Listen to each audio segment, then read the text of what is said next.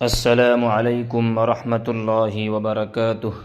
امید ہے کہ آپ تمام حضرات بخیر و عافیت سے ہوں گے۔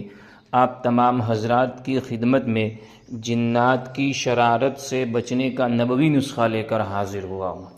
سب سے پہلے اس کی فضیلت سن لیجئے۔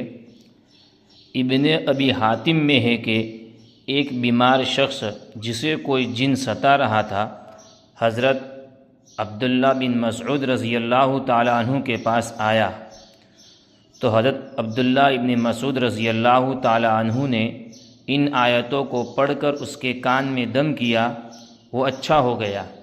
جب نبی کریم صلی اللہ علیہ وسلم سے اس کا ذکر کیا تو آپ صلی اللہ علیہ وسلم نے فرمایا، اے عبداللہ، تم نے اس کے کان میں کیا پڑھا تھا؟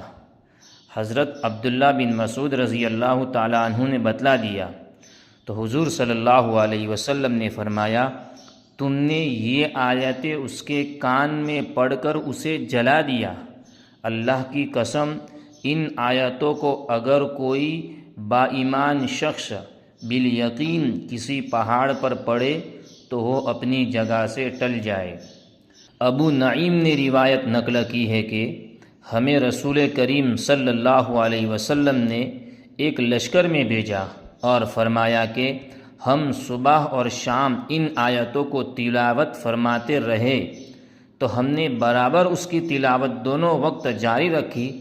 الحمدللہ ہم سلامتی اور غنیمت کے ساتھ واپس لوٹے۔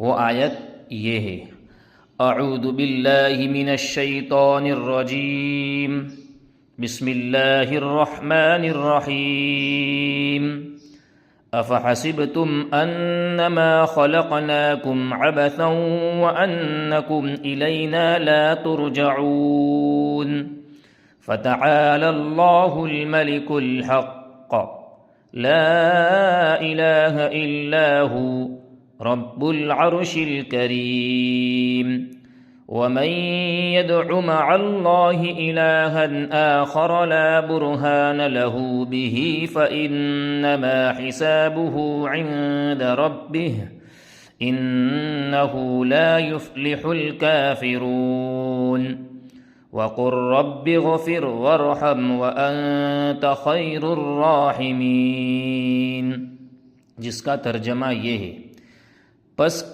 کیا تم یہ خیال کرتے ہو کہ ہم نے تم کو بے مقصد پیدا کیا اور ہم تمہارے پاس نہیں لائے جائیں گے؟ پس بہت برتر ہے اللہ جو حقیقی بادشاہ ہے، اس کے سوا کوئی معبود نہیں، وہ مالک ہے عرش عظیم کا۔ اور جو شخص اللہ کے ساتھ کسی اور معبود کو پکارے جس کے حق میں اس کے پاس کوئی دلیل نہیں تو اس کا حساب اس کے رب کے پاس ہے۔ بے شک منکروں کو کامیابی نہیں ملے گی، اور کہہ دیجئے کہ میرے رب مجھے بخش دیجئے اور مجھ پر رحم فرمائیے، آپ بہترین رحم فرمانے والے ہیں۔ ایسے ہی مزید ویڈیو دیکھنے کے لیے آپ ہماری چینل نورانی باتیں کو سبسکرائب کریں تاکہ ویڈیو اپلوڈ ہوتے ہی سب سے پہلے نوٹیفیکیشن آپ کو مل جائے، اور اس ویڈیو کو اپنے دوستوں میں شیئر کرنا نہ بھولیں۔